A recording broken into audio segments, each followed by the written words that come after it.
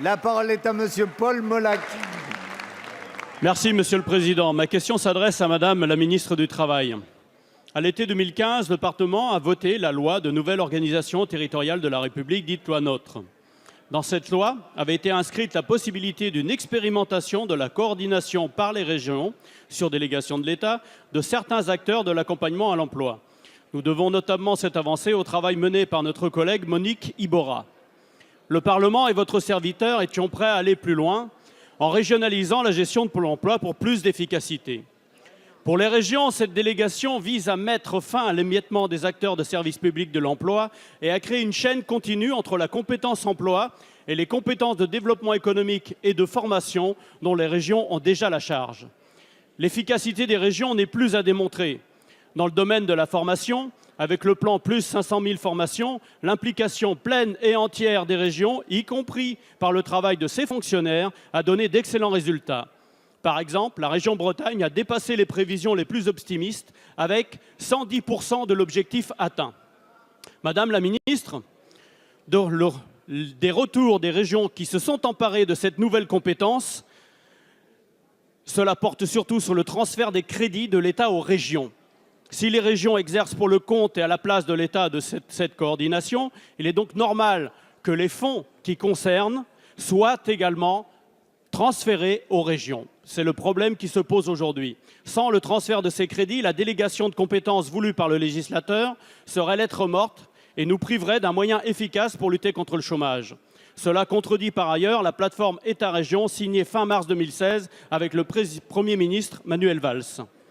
Je pense que vous avez à cœur de mettre en place la loi votée par le Parlement. Donc, quand comptez-vous régler cette question? Merci. Merci. La parole est à Madame Clotilde Walter, secrétaire d'État chargée de la formation professionnelle et de l'apprentissage. Merci, Monsieur le Président, Mesdames et Messieurs les députés, Monsieur le député Paul Molac. Vous avez raison, la mobilisation en faveur de l'emploi ne peut réussir sans un partenariat solide entre l'État et les régions. Et effectivement, le gouvernement travaille depuis 2015 à la mise en œuvre des dispositions prévues par la loi NOTRe.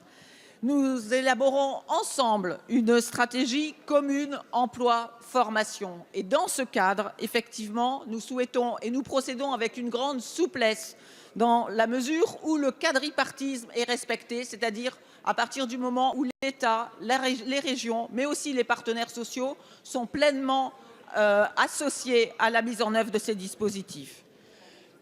S'agissant du périmètre de la délégation de compétences et des crédits dont vous parlez, la possibilité de délégation ouverte par la loi NOTRe porte sur la coordination, comme vous l'avez dit, des acteurs du service public de l'emploi. Des propositions concrètes et opérationnelles ont été faites de part et d'autre, monsieur le député, et des accords sont intervenus. Je voulais citer par exemple les missions générales de coordination des maisons de l'emploi, les actions s'inscrivant dans le cadre des plans régionaux pour l'insertion des travailleurs handicapés, comme vous le voyez, sur des sujets qui sont essentiels pour nos concitoyens. En matière de politique de l'emploi, l'État travaille également très bien avec les régions et je pense par exemple à l'accompagnement et à la reprise des entreprises, le dispositif NACRE qui a été transféré aux régions au 1er janvier 2017 et pour lequel également un accord est intervenu sur les transferts de moyens dont vous parliez. L'enjeu du chômage, de la lutte contre le chômage est trop important, monsieur le député, pour que la meilleure coopération ne soit pas mise en œuvre dans les territoires. C'est ce que nous faisons avec les régions et c'est ce que nous continuerons à faire, monsieur le député. Merci.